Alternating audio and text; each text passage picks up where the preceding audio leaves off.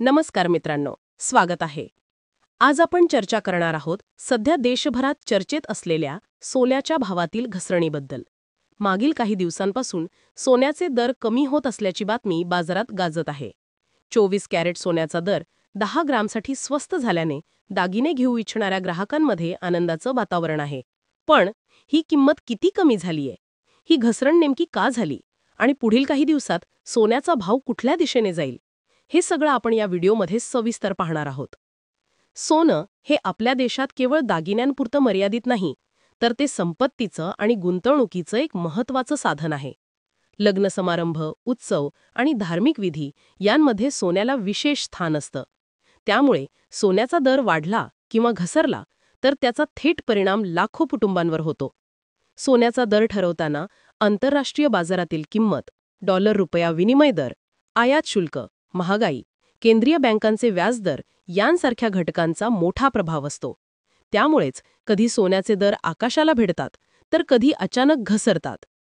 गेल्या आठवड्यात सोन्याचे दर 10 ग्रॅमसाठी 1,20,000 रुपयांच्या जवळपास पोहोचले होते.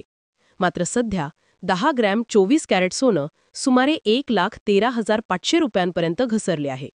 काही शहरांमध्ये हा दर थोडा अधिक किंवा कमी दिसतो, कारण प्रत्येक राज्यात कर आणि स्थानिक बाजारातील मागणी पुरवठा वेगळा असतो. ही घसरण जवळपास 6,000 ते 7,000 रुपयांची असल्याने सोनं घेण्याचा विचार करणाऱ्या ग्राहकांसाठी ही एक चांगली संधी ठरली आहे. या भावातील घसरणीमागे अनेक कारणे आहेत.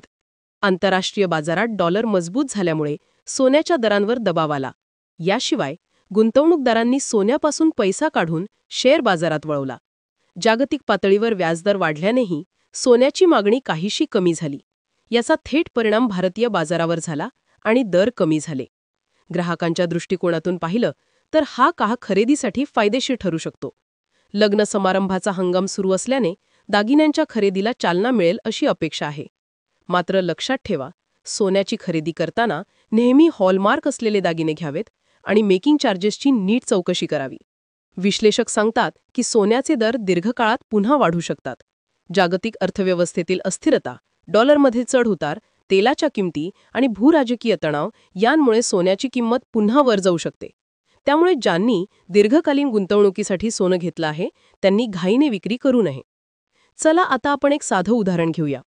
समजा एखाद्याने 2 महिने आधी 10 ग्रॅम सोनं 1,20,000 रुपयांना खरेदी केलं होतं आणि आज त्याच सोन्याची किंमत 1,13,500 रुपये आहे. तर त्या व्यक्तीला जवळपास 6,500 रुपयांचा तोटा दिसतो. पण जर सोनं दीर्घकाळासाठी ठेवलं आणि दर परत वाढले तर हा तोटा परत नफ्यात बदलू शकतो. दागिने विक्रेत्यांच्या मते सोन्याचे दर कमी झाल्यावर ग्राहकांची गर्दी वाढते. लग्नाच्या हंगामात आणि सणासुदीला मागणी जास्त असते. त्यामुळे बाजारपेठेत पुन्हा दर वाढण्याची शक्यता असते.